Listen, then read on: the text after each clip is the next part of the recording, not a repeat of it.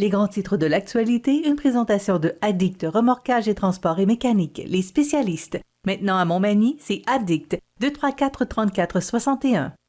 Addict Remorquage et Transport, des professionnels qui peuvent vous aider dans une situation d'enlisement ou simple remorquage. Grâce à ses équipements de haute performance, Addict, c'est aussi le service de transport de tout genre et de mécanique. Maintenant à Montmagny, c'est Addict Remorquage et Transport au 234-3461.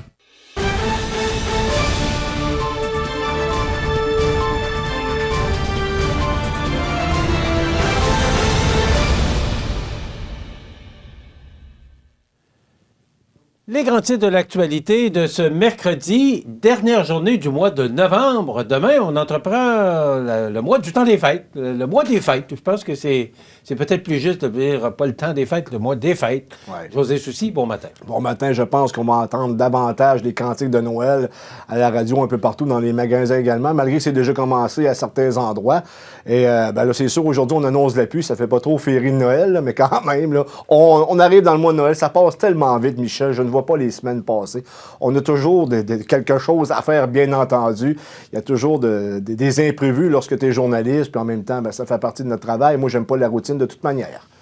Écoute, il faut y penser que dans quelques semaines, 3 semaines, on sera dans plein cœur du temps des fêtes. Là-dessus, il y a des parties de bureau. Ah, Puis, je voyais la semaine passée le Nez Rouge là, qui faisait son apparition encore à Québec puis dans les grands centres. Malheureusement, on n'a plus ce service. C'est dommage, hein, c'est dommage. C'est Club Richelieu dans le temps qui s'occupait de ça, mais c'était extrêmement exigeant pour les membres du Club Richelieu. Alors, à un moment donné, le temps des fêtes, c'est fait pour tout le monde. Et les responsables, les bénévoles, il faut qu'ils aillent travailler, il faut qu'ils soient là pour la journée, la soirée. C'est exigeant. Michel, en contrepartie, j'ai l'impression qu'on va festoyer davantage cette année, là, parce que là, il n'y a pas de mesures sanitaires, là, puis le gouvernement n'a rien annoncé. De toute manière, je pense que les gens ne les écoutent plus d'une manière ou d'une autre. Les gens, cette année, mesures sanitaires ou non, imposées par Québec ou qui font la promotion, qui conseillent fortement là, les gens, là, on va fêter en famille cette année. Oui. Puis, je te parlais de Nez Rouge. Je pense que ça fait une trentaine d'années que ça existe, là, plus de 30 ans. Les gens ont compris. Les gens sont prudents. Il y a encore des exceptions. L'exception fait la règle. Mais je te dirais que majoritairement, les gens ils prennent les mesures nécessaires pour ne pas conduire avec de la boisson au volant.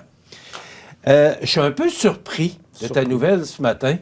L'ex-candidat du Parti conservateur du Québec, qui nous avait confié qu'il serait là dans 4 ans pour la prochaine élection provinciale, est devenu le président et il a pris la place de Joey Aubé. Non, pas Joey Aubé n'était plus là. C'est pas ça, parce que je vais parler de Joey Aubé après.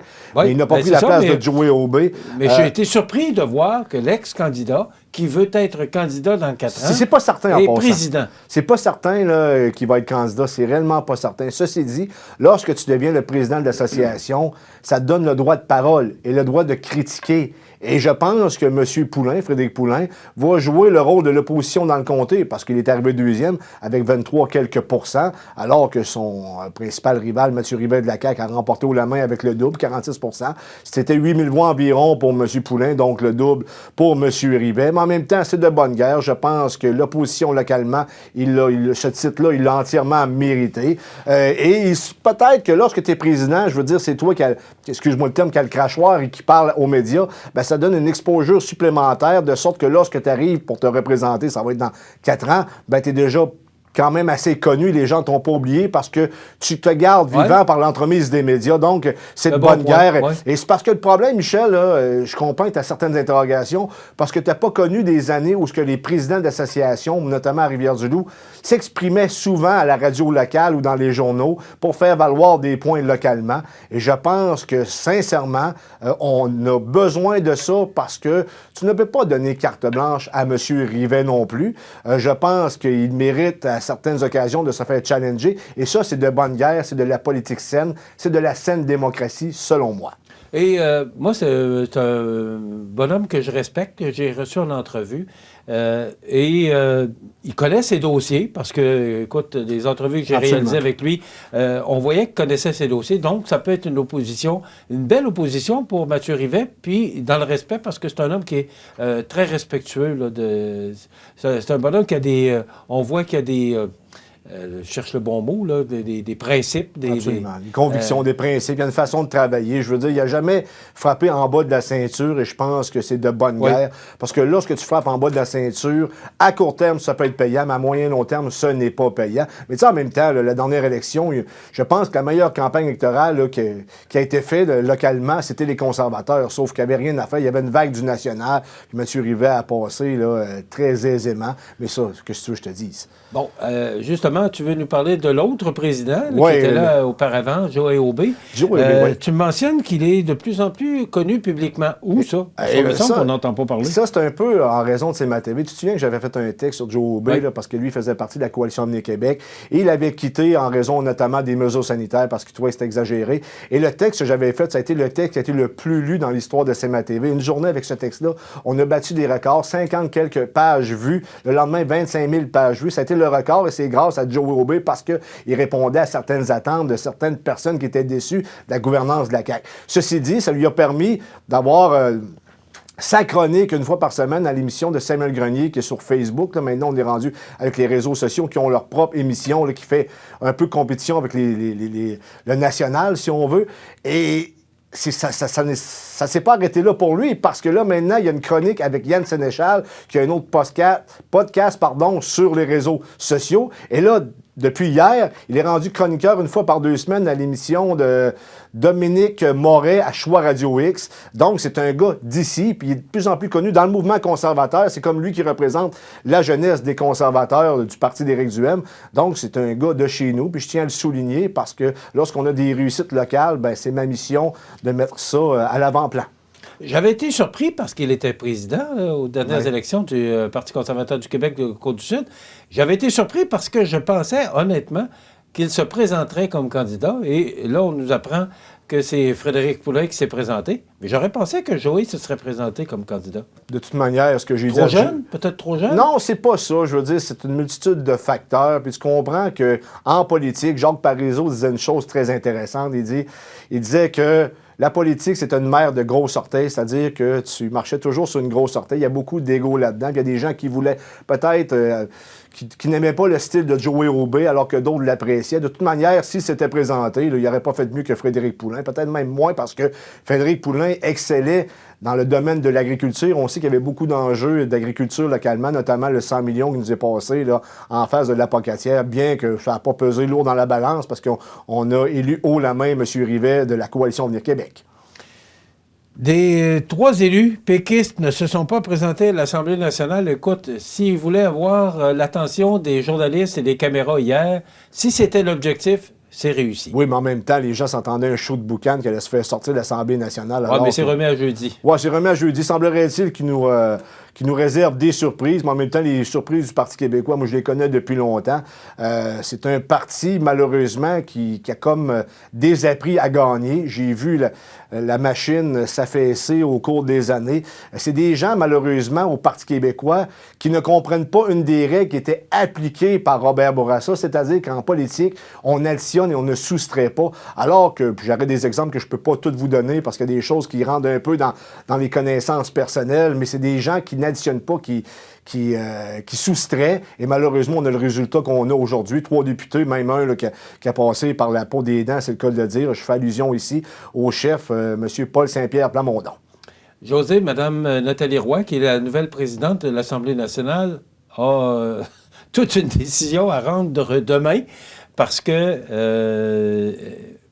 Paul Saint-Pierre Plamondon a demandé, justement, d'être reçu à l'Assemblée nationale sans voter, sans être assermenté devant le roi. Et c'est une décision qui est là depuis 82, là, et d'ailleurs établie par, pas l'allégeance, mais parce que je lisais justement Mario Dumont, qui dit que il y a une loi, là, justement, qui a été créée par le Parti libéral et le Parti québécois en 82 pour éviter, parce que là, on s'était débarrassé de l'Union nationale, et là, ben, on était 2 partis, puis on a dit, bon, ben ça prend 12 députés, ça prend 20% des votes. Ce sont eux qui ont le Parti québécois et le Parti libéral. On goûte à sa propre médecine. Ils sont pris avec leurs patates chaudes dans les mains. Ah, oui, mais Michel, qu'est-ce que tu veux que je te dise? Souvent, l'arrogance fait en sorte que tu ne vois pas tes coûts à moyen et long terme. On se souvient d'un dénommé André Boisclair qui était très arrogant à l'Assemblée nationale, puis que finalement, à l'élection de 2007, il est devenu la troisième opposition, alors que l'ADQ de Mario Dumont était devenu l'opposition officielle. On connaît la suite, là, ça n'a pas été un grand succès. On a vu beaucoup d'amateurisme du côté de l'ADQ à cette époque-là, mais c'est que traite toujours ton prochain comme tu aimerais être traité. Ça s'applique également en politique parce que lorsqu'il arrive des situations contraires, comme le PQ vit actuellement, ben tu as l'air un peu fou, là tu cognes à la porte puis tu quémanges. C'est pas digne, selon moi, du parti de René Lévesque, mais en même temps, là, faut que tu joues le tout pour le tout. Tu es rendu avec 3 députés. Je le dis, j'en parle souvent, mais c'est pas de la faute à Michel Montminy, c'est pas de la faute à José Soucy, la faute du Parti québécois qui a fait des mauvais choix depuis des X nombre d'années, Michel. C'est pas compliqué. José, si le Parti québécois avait fait élire, je sais pas moi, 11 députés, ouais. OK? Pas 12, là, parce que ça en prend 12 pour être reconnu comme parti officiel. 11. Moi, leur démarche concernant leur serment au roi, là, je comprendrais, je dirais, bon, ben, ils sont 11, tu sais. Mais là, ils sont 3.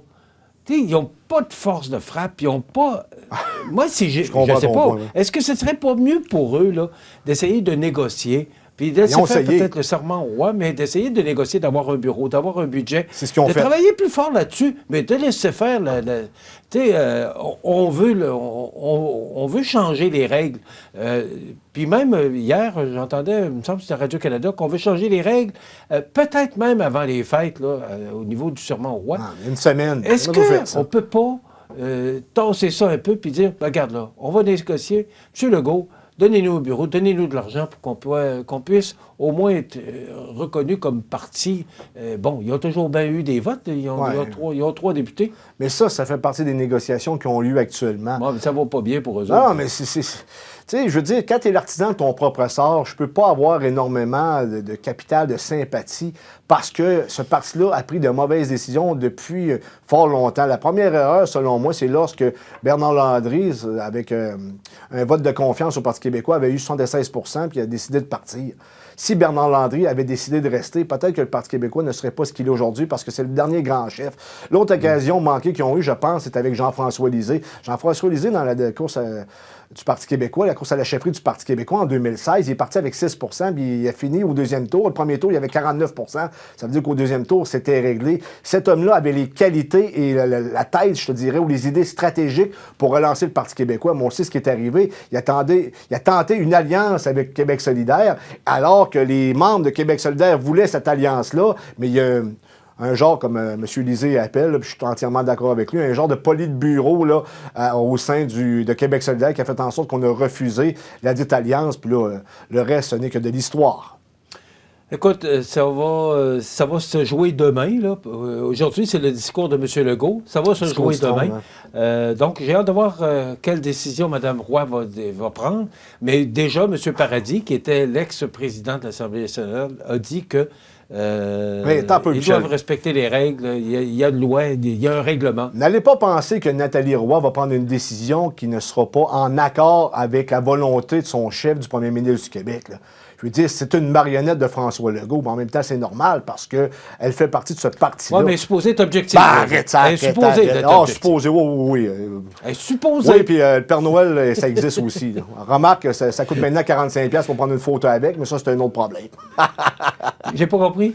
Remarque que le Père Noël, j'ai dit le Père Noël existe encore également, mais remarque que désormais, il faut débourser 45$ pour prendre une photo avec. Là, je veux dire, on est dans le ridicule, pas à peu près. Le temps passe vite, le SWAT se trompe de porte. Écoute, c'est arrivé à Montérégie, Michel, tu dois faire le saut là, aux petites heures du matin, là, la porte défonce, t'as des gens en kaki qui rentrent là, habillés, puis lui, le monsieur en question avait une arme, puis ils ont dit drop, en anglais, drop the gun, déposez vos armes, puis finalement, après ça, sa blonde qui était nue sur le lit, qui s'est mis un oreiller en attendant, puis là, ils ont dit, et j'ai la phrase, le policier s'adresse à M. Asselin qui lui lance « Martin Brouillard, vous êtes en état d'arrestation. » Lui répond « Mon nom, c'est Marc-André Asselin. M. Brouillard est mon locataire. Il reste en bas. Vous avez la mauvaise personne. » Les policiers, ensuite de ça, se sont excusés, mais quand même, ce que M. Asselin dit, c'est que Amazon ne se trompe pas, Post Canada ne se trompe pas, mais la police s'est trompée.